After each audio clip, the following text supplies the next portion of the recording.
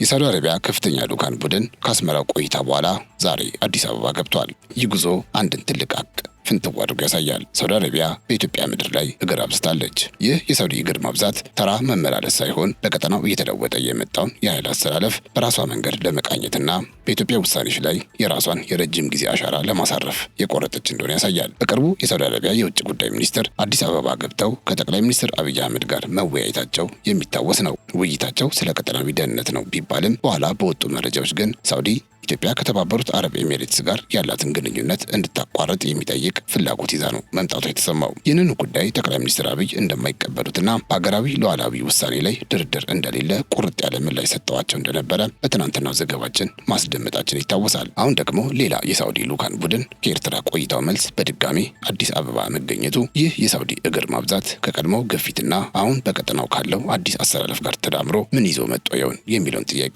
አሳሳቢ አድርጎታል። ከሳምንት በፊት አስመራ ቆይታ የነበራቸው የሳውዲ አረቢያው ምክትል የውጭ ጉዳይ ሚኒስትር ዋሊድ አልጌሬጂ አዲስ አበባ ገብተው ከጊዲዮን ጢሞቴዎስ ጋር መወያየታቸው ታውቋል። ውይይቱ በቀጠናዊ ሰላምና ጸጥታ ጉዳዮች ላይ ያተኮረ እንደሆነ የወጡ መረጃዎች ያሳያሉ። ነገር ግን እዚህ ጋር ሌላ ትልቅ ስጋት አለ።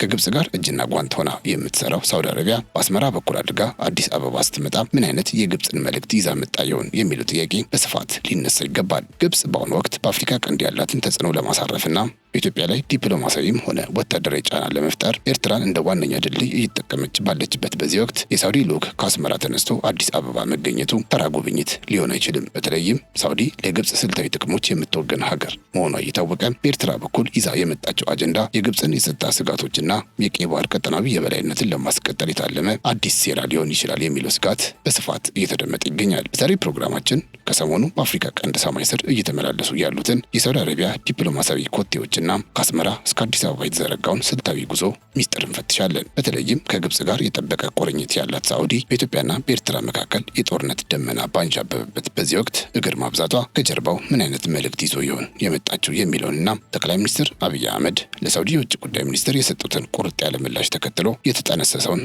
አዲስ ሴራ በሰፊው እንዳስላችኋለን። አብራችሁን እንድትቆዩ እየጋበዝን ቻናላችንን ሰብስክራይብ፣ ይህን ቪዲዮ ላይክ እንድታደርጉ በአክብሮት እንጠይቃችኋለን። ካፍታ ቆይታ በኋላ ተመልሰን እንገናኝ።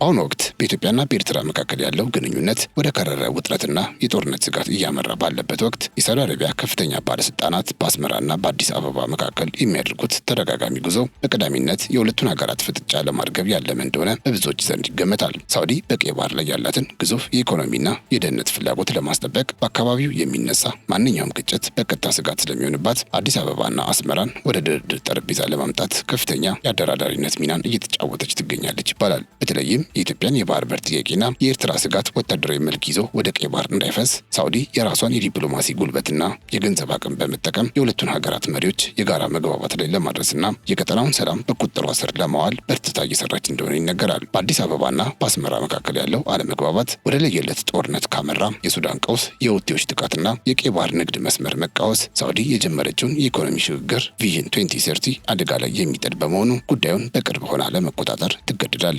በመሆኑም ምክትል የውጭ ጉዳይ ሚኒስትሩ ዋሊድ አልጌሬጂ በአስመራ ቆይታቸው የፕሬዝዳንት ኢሳያስን ሀሳብ አዳምጠው አሁን ደግሞ ወደ አዲስ አበባ በመምጣት ለዶክተር ጊዲዮን ጢሞቴዎስ ያቀረቡት ሀሳብ ኢትዮጵያ ከባህር በር ፍላጎቷ ጋር በተያያዘ የምትከተለው መንገድ ከቀጠናዊ ደህንነት ጋር በማመጣጠን ግጭትን የምታስወግድበትን የሰላም አማራጭ ይዘው እንደመጡ ይገመታል። ነገር ግን የሳውዲ አረቢያ እንቅስቃሴ ከሽምግልና ባለፈ የኢትዮጵያን የባህር በር ፍላጎት ለማኮላሸት የታለመ ስውር ስልታዊ ከበባ እንደሆነ የሚያምኑ ወገኖች ጥቂት አይደሉም። የኢትዮጵያ የባህር በር ጥያቄ ዓለም አቀፋዊ ትኩረት እያገኘና ከአንዳንድ ሀያላን ሀገራት ጋር ስልታዊ ትብብር እየፈጠረ መምጣቱ በቀይ ባህር ላይ ፍጹም የበላይነት እንዲኖራቸው ለሚፈልጉት ግብጽና ኤርትራ ትልቅ የራስ ምታት ሆኖባቸዋል። ሳውዲ አረቢያ ደግሞ የቀይ ባህርን ደህንነትና ፖለቲካዊ አስተላለፍ በአረብ ሀገራት ቁጥጥር ስር ብቻ እንዲውል ከግብጽ ጋር የጸና ስምምነት ስላላት የኢትዮጵያ ወደ ባህር የመውጣት ህልም የዚህን የአረብ ሐይቅ ሚዛን ያናገዋል የሚል ስጋት አድሮባታል። በመሆኑም ሳውዲ በአስመራ በኩል አድርጋ አዲስ አበባ መምጣቷ ኢትዮጵያ የጀመረችውን የባህር በር እንቅስቃሴ እንድታቀዘቅዝ በግብጽ ስም የቀረበ ዲፕሎማሲያዊ ግፊት ተደርጎ ሊወሰድ ይችላል። ሳውዲ አረቢያ ለግብጽ ጥቅሞች ጠበቃ ሆና መቆሟ የሚመነጨው ካይሮ በአሁኑ ወቅት የኢትዮጵያን የባህር በር ስምምነት ለማክሸፍ ከሶማሊያና ከኤርትራ ጋር ከፈጠረችው ወታደራዊ ግንኙነት በስተጀርባ ያላትን ሚና ለማጠናከር ነው። ግብጽ ኢትዮጵያን በዲፕሎማሲያዊ መንገድ ለማንበርከክ የምታደርገውን ጥረት ሳውዲ በገንዘብና በፖለቲካዊ ተጽዕኖ በማገዝ ኢትዮጵያ ከጎረቤቶቿ ጋር የምታደርገውን ድርድር ለግብጽ በሚመች መልኩ እንዲቃኝ እያደረገች እንደሆነ የዘርፉ ምሁራን ይገልጻሉ። ይህም ማለት ሳውዲ ወደ አዲስ አበባ የምትመላለሰው የሰላም መልእክተኛ ሆና ሳይሆን የኢትዮጵያ የባህር በር ጥያቄ በአረብ ሀገራት ዘንድ ተቀባይነት እንደሌለውና ይህንኑ ፍላጎቷን ካላረገበች ከከፋ ማዕቀብና ቀጠናዊ መገለል ጋር እንደምትጋፈጥ ለማስጠንቀቅ እንደሆነ ይገምታል።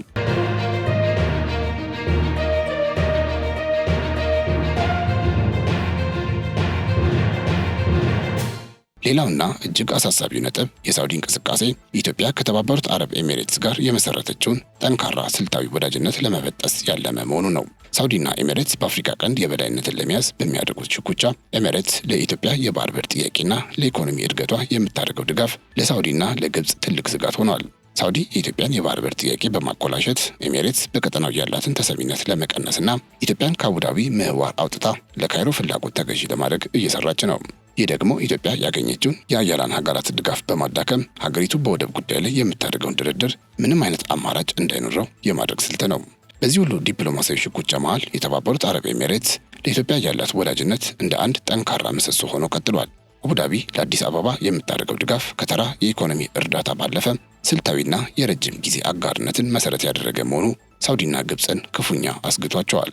ኤሚሬትስ የኢትዮጵያን የባህር በር ፍላጎት እንደ ቀጠናዊ እድገት ሞተርነት በመመልከት የምትሰጠው ወታደራዊና ፖለቲካዊ ድጋፍ ሳውዲ አረቢያ በቀጠናው ላይ የነበራትን ብቸኛ ተጽዕኖ ፈጣሪነት የተጋፋ ሆኖባታል። ለዚህም ነው የሳውዲ ባለስልጣናት አዲስ አበባ ላይ እግር በማብዛት ኢትዮጵያ ይህን ጥብቅ ወዳጅነቷን እንድታላላና ወደ ቀደመው የአረብ ሊግ ተጽዕኖ ስር እንድትመለስ ጫና የሚያደርጉት። ሆኖም ኢትዮጵያ ከኤሚሬትስ ጋር የገነባቸው ትስስር በጋራ ጥቅም ላይ የተመሰረተና የሀገሪቱን የሉዓላዊነት ጉዞ የሚያግዝ በመሆኑ የሳውዲን ማባቢያም ሆነ ማስጠንቀቂያ ተቋቁሞ ይኸው እስካሁን ቀጥሏል። የሳውዲ ልዑካን በአስመራና በአዲስ አበባ መካከል የሚያደርጉት ጥልፍልፍ ጉዞ ግብጽ በወታደራዊ መንገድ ልታሳካው ያሰበችውን ኢትዮጵያን የመክበብ ሴራ በሳውዲ ለስላሳ ኃይል ወይም ሶፍት ፓወር አማካኝነት እውን ለማድረግ መታቀዱን ያሳያል።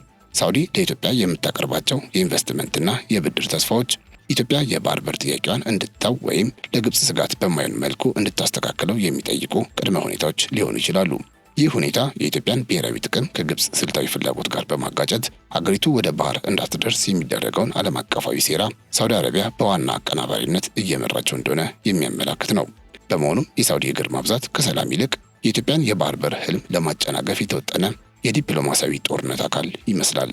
ሌላውና እጅግ ወሳኙ ነጥብ ደግሞ የሱዳን ጉዳይ ነው። በዚህ ረገድ ግብጽ፣ ኤርትራና ሳውዲ አረቢያ ያላቸው አቋም ወደ አንድ ወጥ መስመር መጠቅለሉ ለኢትዮጵያ ሌላው የቤት ስራ ሆኗል። እነዚህ ሶስት ሀገራት በሱዳን ያለውን ቀውስ አስመልክቶ የሱዳን ጦር ኃይል ወይም ሳፍ የበላይነቱን ይዞ እንዲወጣ በግልጽም ይሁን በስውር ድጋፋቸውን እየሰጡ ይገኛሉ። ሳውዲ አረቢያ የሱዳን የባህር ዳርቻ በጠላቶቿ እጅ እንዳይወድቅ ስትዘጋ፣ ግብጽ ደግሞ በሱዳን በኩል በኢትዮጵያ ላይ ወታደራዊና ፖለቲካዊ ጫና ለመፍጠር የሚያስችላትን ታማኝ መንግስት በካርቱም ትመኛለች። በመሆኑም የሳውዲ ልዑክ ከአስመራ ተነስቶ አዲስ አበባ መምጣቱ ኢትዮጵያ በሱዳን ጉዳይ ላይ ያላትን ገለልተኛ ወይም ለተቃራኒ ወገን ያዘነበለ የሚመስለውን አቋሟን እንድትቀይርና ለካይሮ፣ አስመራ፣ ሪያድ ስብስብ መንገድ እንድትለቅ ግፊት ለማድረግ እንደሆነ ይታመናል።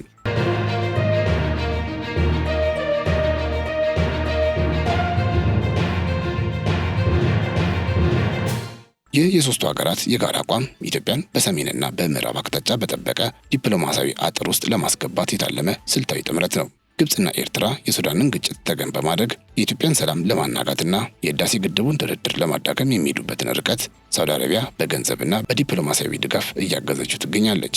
የሳውዲው ምክትል የውጭ ጉዳይ ሚኒስትር ዋሊድ አልኬጅሪ አዲስ አበባ ውጭ ጉዳይ ሚኒስትር ይዘውት የመጡት መልእክትም ኢትዮጵያ በሱዳን የውስጥ ጉዳይ ላይ የምታደርገውን ጣልቃ ገብነት ገታ የግብጽን ፍላጎት ከሚያስጠብቀው የካርቱም ወታደራዊ ክንፍ ጋር እንድትታረቅ የሚወተውት ሊሆን ይችላል። ይህ ሁኔታ ደግሞ ኢትዮጵያ በጎረቤት ሀገር ሱዳን ላይ ያላትን ቀጠናዊ ተሰሚነት ለመቀነስና ሀገሪቱን በጠላትነት ከሚፈርጇት ኃይሎች ጋር ብቻ እንድትከበብ የሚያደርግ አደገኛ ስሌት እንደሆነ በብዙዎች ዘንድ ይተነተናል። በእርግጥ ይህንኑ ጉዳይ አስመልክቶ የሳውዲ አረቢያው የውጭ ጉዳይ ሚኒስትር ዱል ፋይሰል ቢን ፈርሃን ወደ አዲስ አበባ መጥተው ከጠቅላይ ሚኒስትር አብይ አህመድ ጋር በመከሩበት ወቅት ሳውዲ በሱዳን ጉዳይ ላይ ያላትን ፍላጎት በግልጽ አቅርባ ነበረ።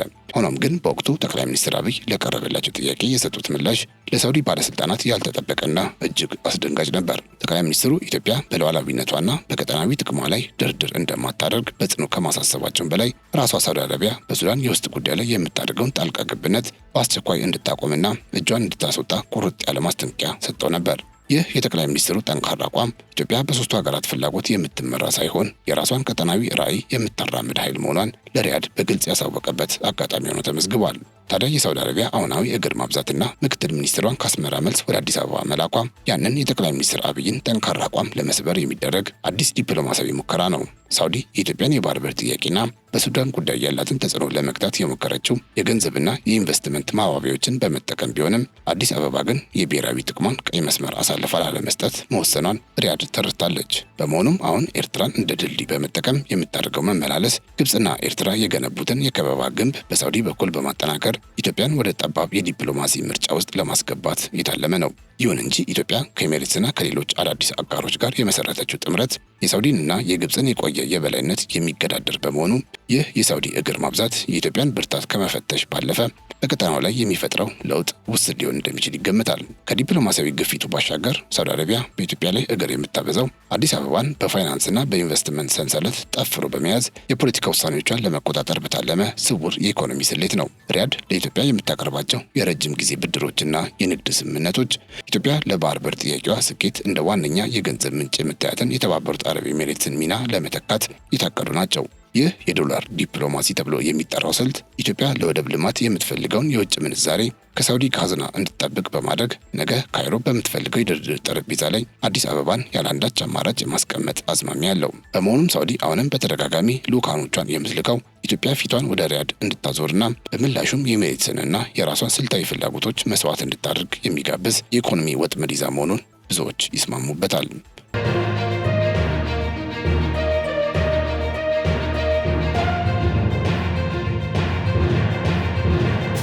በአጠቃላይ በአሁኑ ወቅት በአፍሪካ ቀንድ ሰማይ ስር የሚታየው የሳውዲ አረቢያ ሩጫ ቀጠናው ወደ አዲስ የታሪክ ምዕራፍ እየተሸጋገረ መሆኑን የሚያመላክት ትልቅ ክስተት ነው። ሪያድ አስመራንና አዲስ አበባን በአንድ መስመር ለማሰር የምታደርገው ጥረት ከቀይ ባህር ደህንነት በስተጀርባ የግዙፍ ሀገራትን ስልታዊ ፍላጎትና የጥቅም ሽኩቻ ያረገዘ መሆኑ ግልጽ ነው። ኢትዮጵያ የባህር በር ጥያቄዋንና የቀጠናዊ ተሰሚነት ራዕይዋን አሳልፋ ላለመስጠት የያዘችው ጽኑ አቋም በሳውዲና በግብፅ የሚመራውን የቆየ የበላይነት የሚገዳደር ሆኖ በመገኘቱ ወደፊት የሚኖሩት ቀናት የዲፕሎማሲያዊ ጦርነቱ ይበልጥ የሚፋፋምባቸውና አዳዲስ የኃይል አስተላለፎች በይፋ የሚወጡባቸው እንደሚሆኑ ይጠበቃል። በመሆኑም ኢትዮጵያ ከከበባው ግንብ ጀርባ ያሉትን እነዚህን ረቂቅ ሴራዎች ለማክሸፍ የውስጥ አንድነቷን ከማጠናከር ባለፈ ከኤሜሬትስ ከህንድና ከእስራኤል ጋር የጀመረችውን አዲስ አይነት ስልታዊ ትብብር ይበልጥ ማጠናከር እንደሚኖርባት ይገመታል። የሳውዲ እግር ማብዛት ወደፊትም የሚቀጥል ቢሆንም ውጤቱ ግን የሚወሰነው በአዲስ አበባ ቁርጠኝነትና የብሔራዊ ጥቅምን ቀይ መስመር በብላት በመጠበቅ ላይ ብቻ ነው። የሪያድና የካይሮ የጋራ ግፊት በአፍሪካ ቀንድ ላይ የፈጠረው ማዕበል ኢትዮጵያን ወደ ጠባብ ምርጫ ውስጥ ለመክተት ቢሞክርም ሀገሪቱ ግን የራሷን የባህር በር ቁልፍ በእጇ ለመያዝ የምታደርገውን ጉዞ በዲፕሎማሲያዊ ብስለትና በጽናት መቀጠል ይኖርበታል። የተከበራችሁ የገበያ ሚዲያ ቤተሰቦቻችን ለዛሬ ያዘጋጀንላችሁ ወቅታዊ ጥንቅር ይህንን ይመስል ነበር። አብራችሁን ስለነበራችሁ እጅግ እናመሰግናለን። ቻናላችንን ሰብስክራይብ፣ ይህን ቪዲዮ ላይክ ማድረግ እንዳይረሳ። በያላችሁበት ሰላም